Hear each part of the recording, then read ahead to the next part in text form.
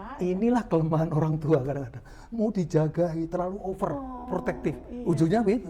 Kerdil anaknya. Orang kadang-kadang kan berpikirnya itu yang besar-besar. Sehingga akhirnya tidak tercapai dengan cepat, akhirnya frustrated. Frustrasi.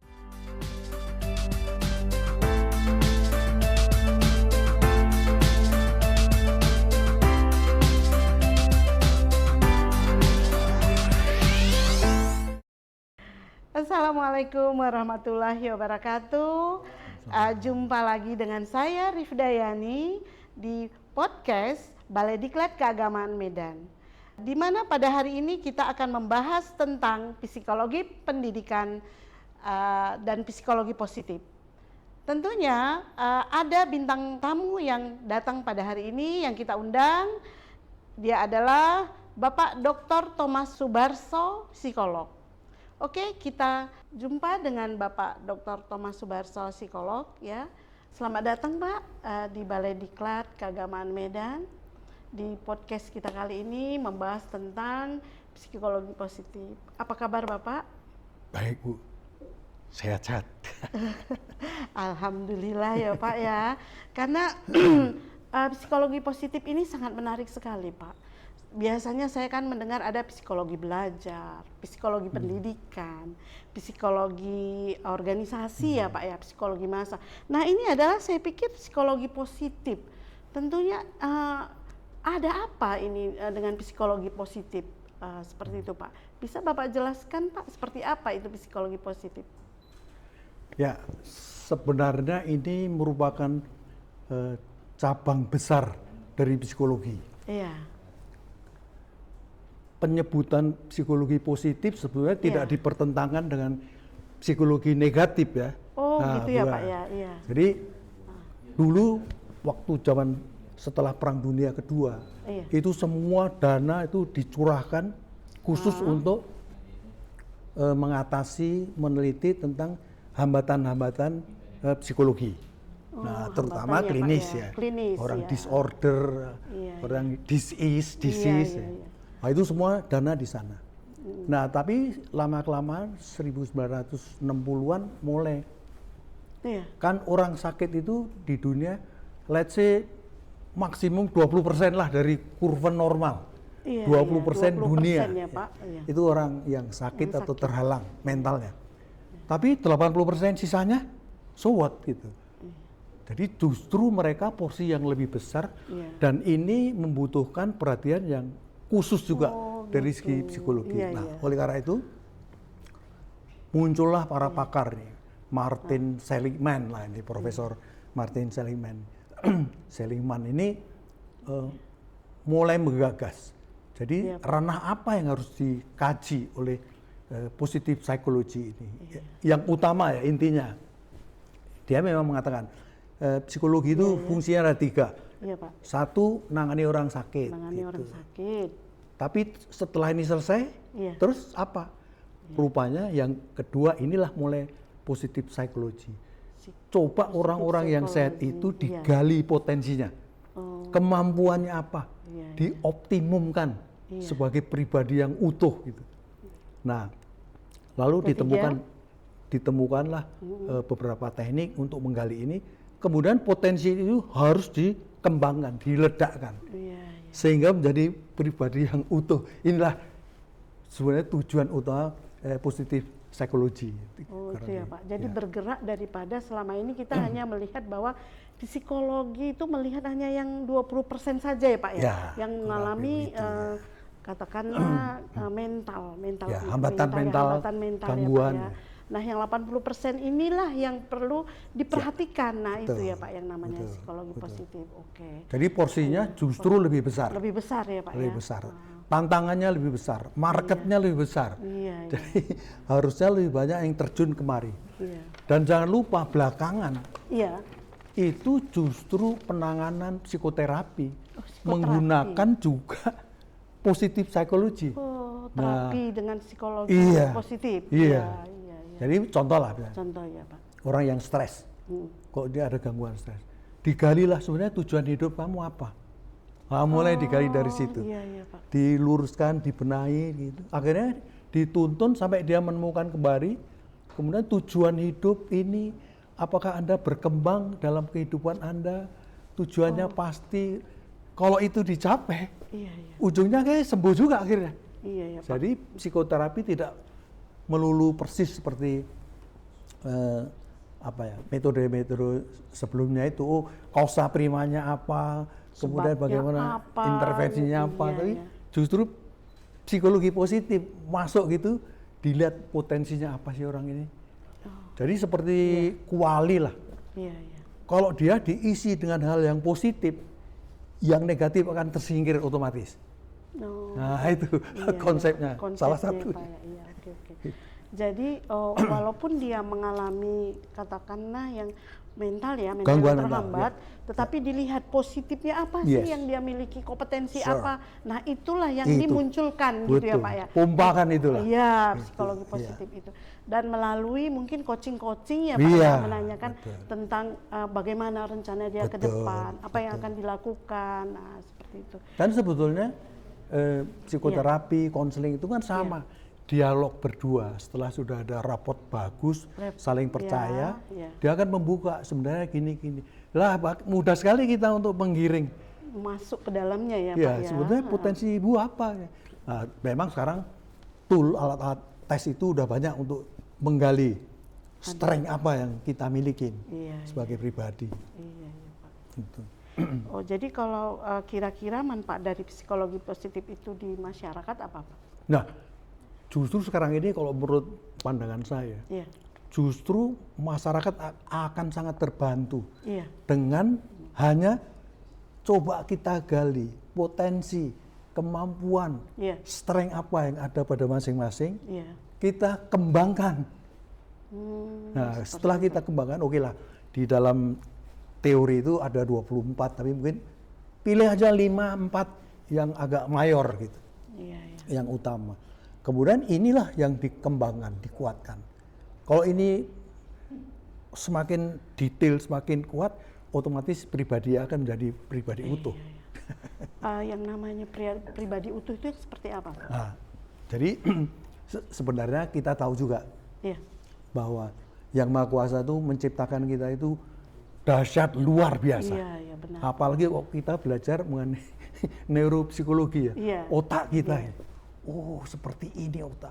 Bagaimana hormon bekerja. Semua itu berjalan sendiri tanpa kita mau. Nah, jadi refleks itu secara anatomi fisiologis ya. Nah, kita dibandingkan dengan makhluk lain di bumi ini, bandingkan dengan binatang, sudah jelas kita itu bisa berbicara, bisa berpikir, tahu mana yang baik, mana yang buruk gitu ya. Iya, punya akal gitu ya Pak. Punya akal, mau kemana itu tahu. Nah, apalagi dibandingkan dengan tumbuh-tumbuhan, hidupnya kan hanya vegetatif. Dia tidak bisa, dia bisa bertumbuh, tapi nggak bisa bergerak. Gitu. Ya gitu-gitu aja lah. Berkembang biak. Berkembang biak bisa, prokreasi.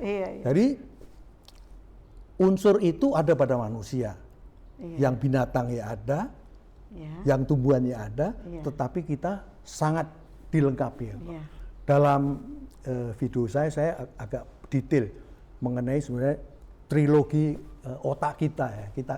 Kita tuh dikaruniai otak ada 3 sebenarnya. Iya Pak. Otak purba, otak tua, otak baru. Nah, purba, tua, baru. Ada 3 ya Pak ya. Ini archicerebrum itu kayak reptil, buaya.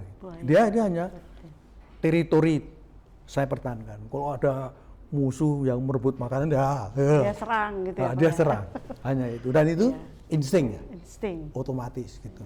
Yang kedua, otak tua. Nah, paleocerebrum ini itu ada di mamalia yang sudah mulai ada perasaan dan sebagainya. Monyet misalnya, itu kalau anaknya ditembak mati gitu bisa nangis ya. Gitu. Itu mirip-mirip kita, mamalia. Nah, neocerebrum otak manusia ini jauh lebih itu, bisa berbahasa, bisa membedakan baik buruk, etika, norma dan sebagainya. Nah, itu yang membedakan kita dengan makhluk yang lain.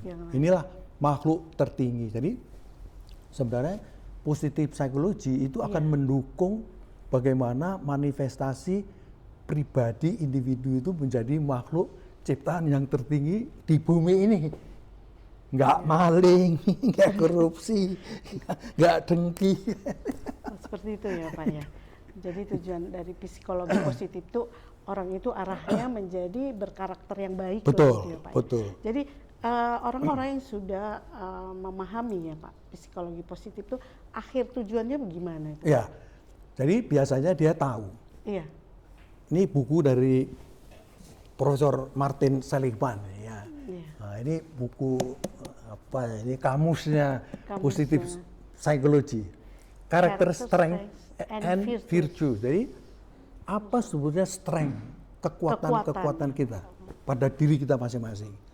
Kemudian beberapa karakter itu mengarah pada virtue, kebajikan apa gitu, keberanian, kerohanian dan sebagainya. Itu ada 6 kalau nggak salah ya. Nah, orang yang bisa memahami diri sendiri itu, tentu dia selalu berpikir kembali lagi bahwa kita bisa menentukan pilihan kita, apa mau baik, apa mau jahat, gitu kan. Kan kita bisa milih gitu. Nah, kalau sudah tahu alur-alur, jalur, oh kira-kira ini yang tidak boleh, ini yang boleh. Nah, tentu lebih mudah untuk bertindak kita. Setiap detik kan kita dihadapkan kepada putusan, kita harus mengambil keputusan. Jadi orang-orang yang begini itu akan mampu mengambil keputusan etis yang penting. Kalau cuma mau makan siang apa, mau mie atau apa, oke lah, keputusan itu gampang aja. Tapi misalnya mau menikah, mau cari pekerjaan, mau cari jabatan yang baru, yang sulit-sulit lah keputusan. Ini perlu keputusan-keputusan yang etis. Karena apa? Tidak akan menyesal kelaknya. Nah, mungkin saya kasih contoh ya, contoh yang konkret. Lebih konkret ya. Lagi, Pak. Suatu saat ibu melalui partai tertentu bertanding pemilu mau jadi presiden gitu kan. Nah, kemudian datang ke saya, Pak Thomas, yuk nanti ya kalau saya menang saya kasih jabatan Menteri Luar Negeri. Nah, tapi karena saya tidak mengambil keputusan secara etis, saya bilang, oh ibu, pikiran saya itu, rumah gede, gaji besar gitu. Ya, fasilitasnya luar biasa. Gitu. Ibu juga panggil Bu Ilmiah misalnya, gitu. Bu nanti Menteri Dalam Negeri gitu. Tapi Bu Ilmiah udah tahu persis ini. Nanti dulu, saya tanya para ahlinya, apa sebenarnya partai ini, apa sebenarnya programnya, bener nggak tujuannya dan sebagainya. Akhirnya dia juga terima, oke saya terima. Suatu saat ternyata ibu kalah. Dan nah ini fatalnya, ibu harus maju di tiang gantungan. Sama saya juga menteri-menterinya. Apa yang terjadi? Karena saya mengambil keputusan tanpa keputusan etis. Begitu maju ke tiang gantungan memaki-maki, wah apa ya? Menteri apa? Mana gaji ini? Bohong semua, maki-maki lah gitu. Tetapi Bu Ilmiah, dia akan pikir, saya sudah mengambil keputusan bulat bahwa ini benar dan baik untuk rakyat. Ini resikonya. Saya harus mati juga di tiang gantungan. Naik tiang gantungan, mati juga. Nah, itu bedanya orang yang mengambil keputusan secara etis dan tidak. Artinya kalau orang itu sudah memahami ya positif itu, dia akan lebih bisa menerima gitu. Betul. Ya kan Pak ya, penerimaan dirinya. Jadi nanti salah satunya kalau kita kaji lebih dalam itu mengenai happiness. Happiness ya. Itu poin pertama itu adalah self acceptance, bisa menerima diri sendiri, baik yang positif maupun yang kekurangannya. Jadi kalau memang sudah bulat keputusannya, kemudian ternyata risikonya fatal, ya itulah hidup adalah pilihan. And that's matter of choice. Artinya dia tidak menyalahkan orang lain. Tidak menyalahkan orang lain, tidak menyalahkan diri sendiri, terima dengan rela dia maju ke tiang gantungan, hidup partai A gitu, masih walaupun bangga. Itu salah gitu. Iya, walaupun salah, dan akhirnya mati. Itu kan pendapat pihak lain yang salah. Iya. Menurut dia sudah benar. Iya. Keputusan strategis gitu ya kan. Iya. Oke, jadi Pak, kira-kira kiat-kiatnya apa sih Pak supaya kita ini bisa positif gitu ya? karakter kita, pilihan kita itu sesuai dengan etisnya gitu. Gimana sih Pak kiat-kiatnya gitu kira-kira? Mungkin lebih spesifik, saya ambil satu teori aja ya. Iya, ini yang kebetulan punya mama ini, Carol Reeve. Nah, ini ibu-ibu ini hebat. Jadi dia ada beberapa poin yang penting, dimensi dari happiness. Happiness, kebahagiaannya Pak. Ya, salah satu adalah self acceptance, menerima diri sendiri apa adanya. Itu gampang diomongkan, gampang, tapi sulit untuk dilaksanakan. Diterapkan nih Pak. Betul. Sulit ya. Begitu mulai yang negatif, wah enggak, aku enggak begitu. Kalau yang positif, oh iya aja. Padahal justru dengan tahu yang negatif, kita bisa menutup, kita bisa perbaiki. Tapi kadang-kadang lupa kan kita. Maunya agak dalam tanda petik sombong gitu. Kemudian positive relationship dengan orang. Yang penting lebih lanjut adalah orang itu harus punya goal life, tujuan hidup. Ya. Sebetulnya aku ini mau apa? Kalau orang sudah mikirnya masa bodoh, hidup-hidup aja, kenapa? Orang begini sangat rapuh. Mau ditawarin segini, saya sebagai lawyer. Banyak teman saya gampang aja, mau mana yang lebih berat cuannya, kiri apa kanan. Hakim, jaksa, polisi sama aja, penegak hukum akan bermain begitu. Kalau dia tidak berpegang pada yang penting ini, goal life, apa tujuannya? Tujuan hidup itu sangat penting. Kalau tidak, terombang-ambing, dan akhirnya ya mana aliran ini ke sana ikut aja lah. Apalagi yang enak. Mudah terpengaruh gitu lah ya Pak ya. Sangat mudah. Nah, kemudian ada personal growth. Jadi orang itu harus paham persis apa pertumbuhan diri saya. Diri kita. Diri pribadi kita. Kalau kita cuma mandek-mandek begini aja, orang itu pasti lama-lama kan loyo layu habis. Jadi seperti apa itu Pak? Jadi personal growth itu tidak usah yang terlalu muluk. Kadang-kadang orang itu mentargetkan, saya mau yang muluk-muluk gitu. Kecil-kecil saja. Contohnya Pak? Misalnya, saya akan mendidik anak saya sesuai dengan apa yang dia rasakan lebih cocok, lebih prefer. Preferensi apa?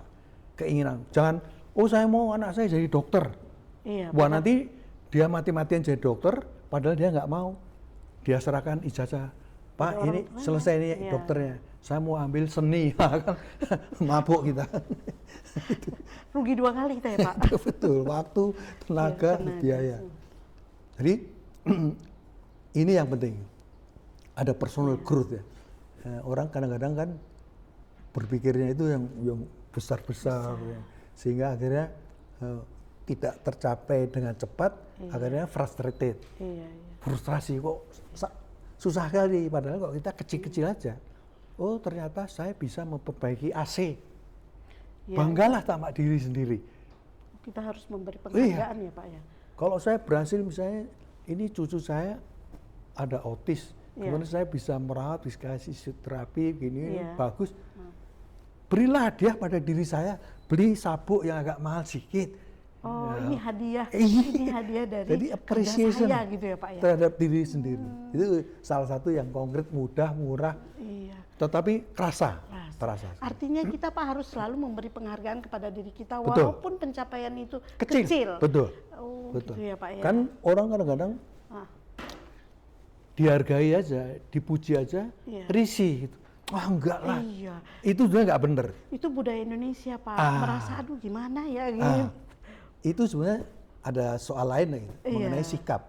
Jadi harus asertif. Kalau memang kita seperti menerima gitu Pak ya. Iya, artinya asertif itu ya saya terima apa adanya seperti saya ini. Terima kasih saya bisa. Ya, apa hak saya? Ya saya ambil. Sebenarnya ada video saya juga. Jadi gini Pak, menarik sekali nih Pak, menurut saya kan Pak, kita harus tahu pertumbuhan diri kita ya, kemampuan kita sedikit demi sedikit. Nah bagaimana dengan yang tadi itu yang positifnya, yang negatifnya itu gimana Pak?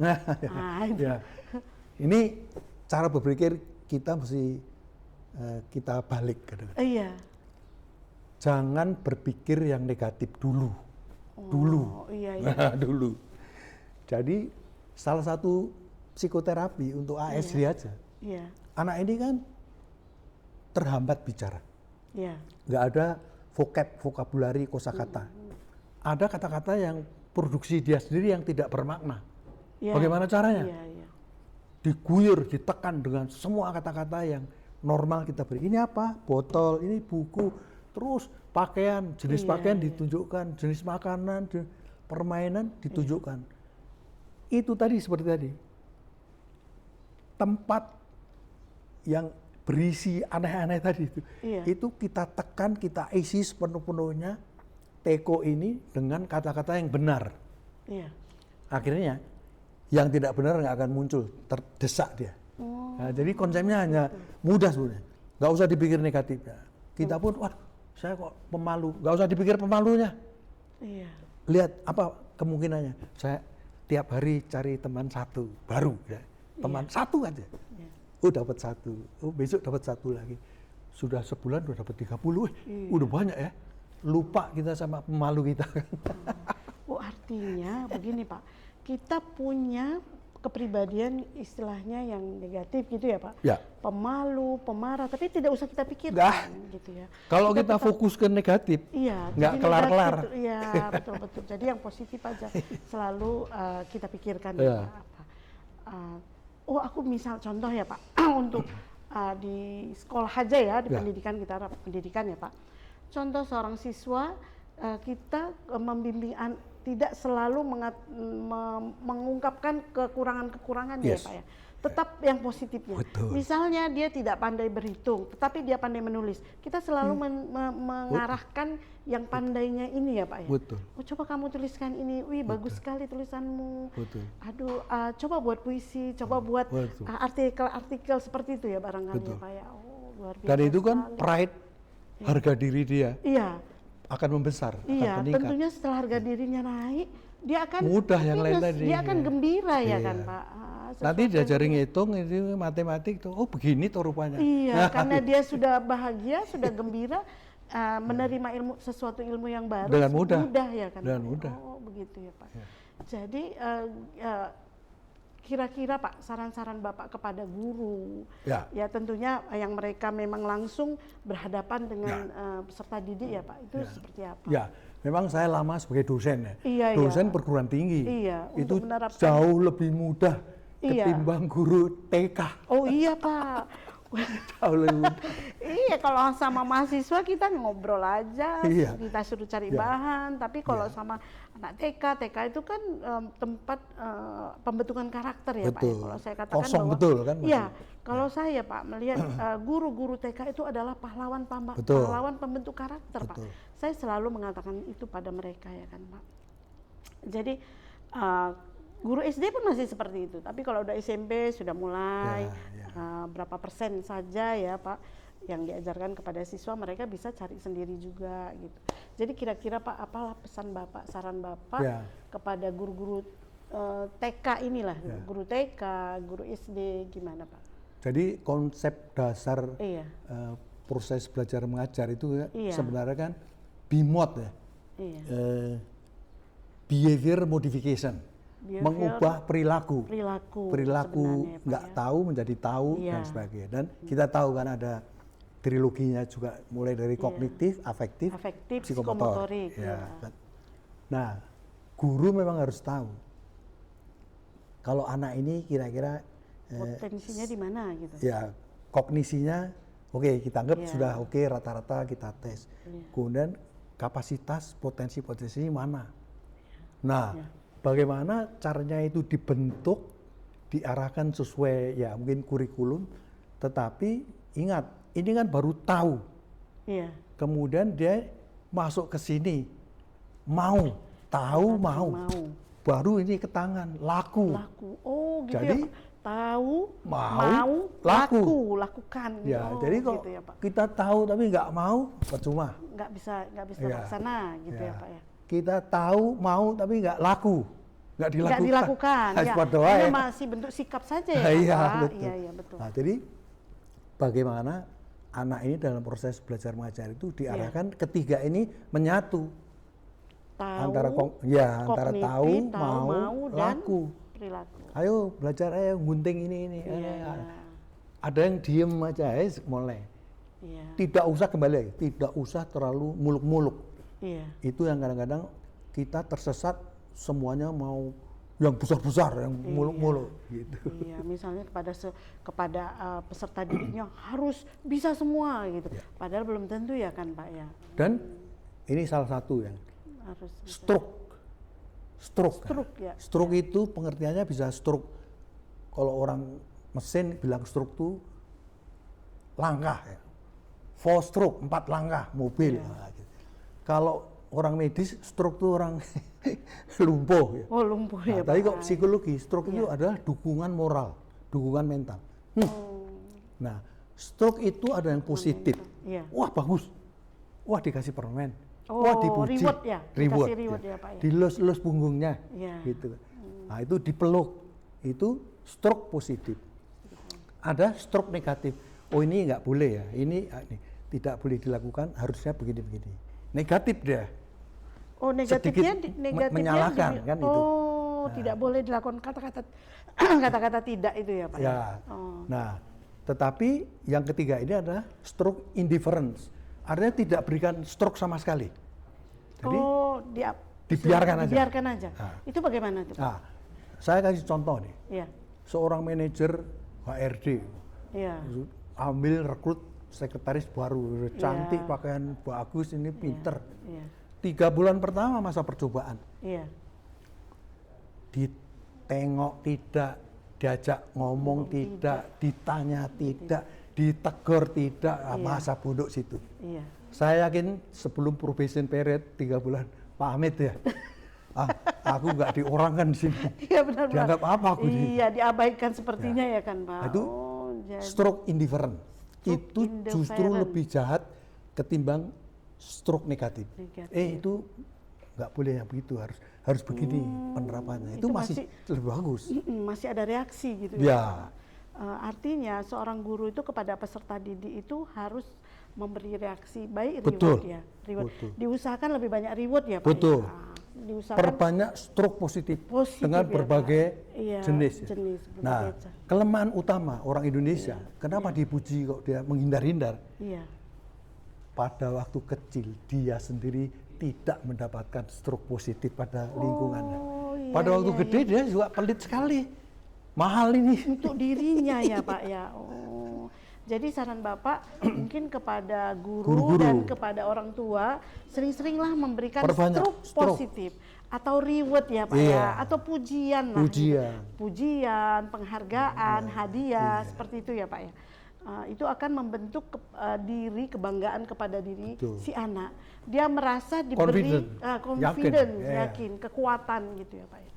Tetapi ada yang mengatakan gini Pak, kalau kita terlalu banyak memberikan pujian, saya dengar tuh memberikan reward, nanti anak tergantung kepada itu gitu perilakunya, tidak ada pujian dia tidak mau melakukannya, itu gimana Pak?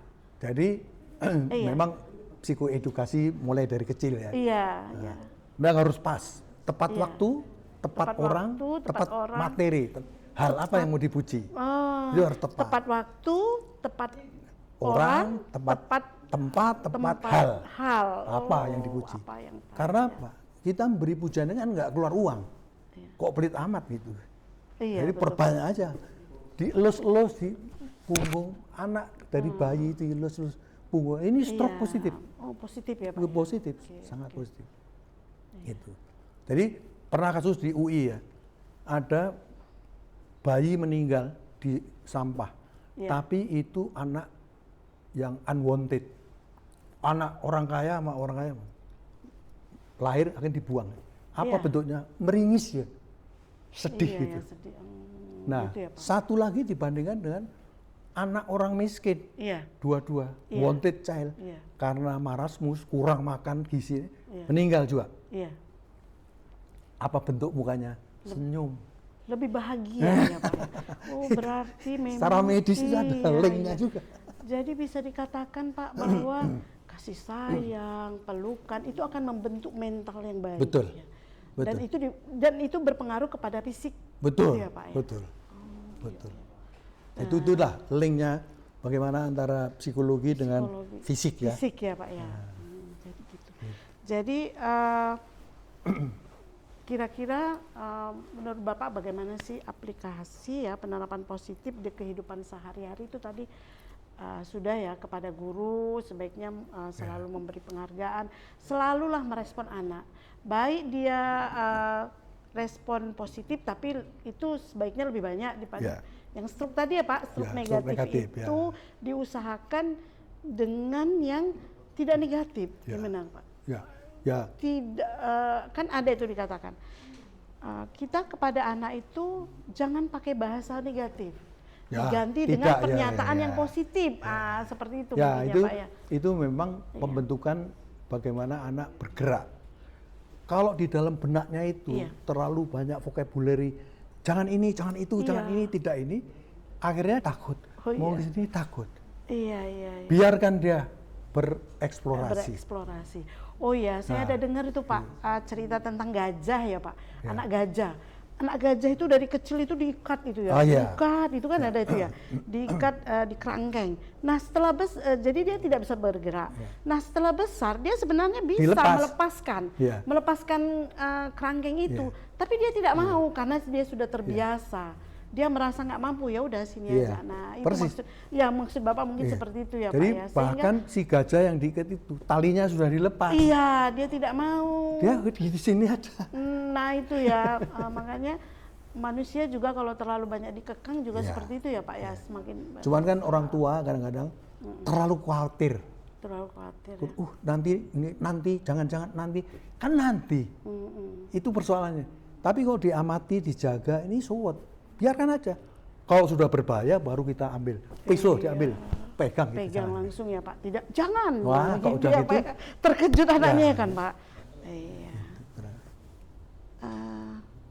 Jadi yang kalau saya ya dengar cerita Bapak tadi tuh tentang psikologi positif itu ya, artinya berarti bagaimana kita melihat manusia itu, individu itu memiliki kompetensi walaupun sekecil apapun. Betul. Nah itu ditumbuhkan ya Pak ya. Betul. Nah ditumbuhkan sampai dia self esteem, harga diri, memiliki harga diri, sehingga setelah dia memiliki harga diri dia merasa bahagia, happiness, merasa senang kan gitu Pak.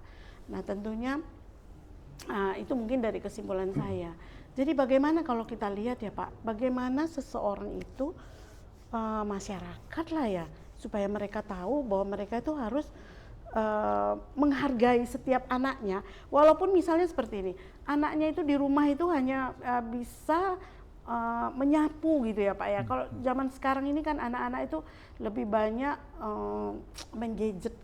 main gadget aja ya Pak, untuk kerjaan rumah, dan orang tua menganggap bahwa gini, oh sudahlah pekerjaan rumah ini biar aja lah kami yang melakukan, biar aja anaknya penting belajar, sehingga anak-anak sekarang Pak sulit Pak. Betul. Kalau kita perhatikan sulit apa? Sulit untuk disuruh nyapu aja susah, cuci piring susah kan gitu. Jadi saya pikir dengan psikologi positif ini kita bisa ya Pak ya, bagaimana membangkitkan anak itu kembali. Begitu dia melakukan pekerjaan yang kecil, dia mampu membersihkan rumah, kita sudah bisa memberi dia penghargaan, bisa membereskan tempat tidur, memberikan penghargaan, walaupun itu kecil gitu ya. Jadi cucu saya nih, perempuan padahal yang 4 tahun, saya ngecat tembok itu. Eyang, saya mau coba itu, jangan dilarang, nih kasih. Paling netes kan. Gitu. Nanti dibersihkan gitu ya kan Pak. Inilah kelemahan orang tua kadang-kadang, mau dijaga terlalu over protektif, ujungnya begitu. Kerdil anaknya. Tidak muncul kompetensinya dari dalam ya Pak ya. Oh gitu. Terus gini lagi Pak, anak-anak ini kadang-kadang kan ya zaman sekarang ini katanya anak-anak zaman rebahan. Gimana itu menurut pendapat Bapak itu? Rebahan gimana? Iya, generasi rebahan gitu, sukanya rebahan. Gitu. Malas. Iya, larinya ke situ lah ya kan Pak, malas itu. Ya, efek dari sebetulnya sih apa itu ya Pak? Efek dari mungkin dari kecil itu ya Pak? Ada nggak? Pola asuh orang tua itu? Kembali lagi ke orang tua sebagai model. Ya, Pak, ya. Kalau orang tuanya pun banyak rebahan ya rebah dia pasti. Tapi gitu, coba orang tuanya, begitu waktu kosong apa dikerjakan? Dia akan nanya, ngapain itu Pak? Gitu. oh ini gini. Boleh aku coba, kasih kesempatan. Begitu ada pekerjaan lain, beginilah hidup itu. Ternyata banyak kegiatan yang harus ditangani. Iya, masuk lagi kita ke psikologi positif itu tadi ya Pak ya. Kita arahkan anak ke hal-hal yang positif. Betul. Mulai dari. Jadi sambil kita gali juga. Iya. Sebetulnya potensi dia apa? Iya. Oh angka, hebat dia angka, ngitung-ngitung ini. Oh memori dia kuat sekali dia. Iya. Gitu. Oh dia banyak ke seni. Iya. Perasaannya bagaimana? Oh musik misalnya. Kan sambil kita amati, kita tengok-tengok gitu kan. Itulah yang dikembangkan ya Pak ya, supaya dia nanti tercapai ya, kompetensinya itu betul-betul muncul. Betul. Nah, yang negatif itu biar aja ketimpa sendiri gitu ya, jangan dipikir. Ya betul. Oke. Baiklah, saya pikir ada yang mau Bapak sampaikan, Pak? Ya, saya kira ini memang karena ini cabang psikologi yang relatif baru, sebenarnya sih nggak baru ya, sekali. Ya, baru. Tetapi kadang-kadang orang masih bertanya, oposisi binatang apa ini? Tetapi ya, psikoedukasi kepada masyarakat memang harus digenjot banyak-banyak. Ya. Jadi mungkin melalui happiness, contoh konkret ya. Ya. Itu happiness itu sebenarnya semenjak Aristoteles sudah disebutkan apa yang disebut dengan eudaimonia. Jadi kebahagiaan yang hakiki. Kebahagiaan yang hakiki. Ya. Hati-hati bedakan antara keinginan dan kebutuhan. Nah ini kan sepele kan. Keinginan dan kebutuhan, oke. Ya. Karena kalau keinginan itu unlimited. Jadi seperti XL unlimited. Iya, tidak terbatas. Namanya keinginan itu mau ini sudah punya rumah 5, 6, 7. Emang kita pakai rumah tidur 2 jam.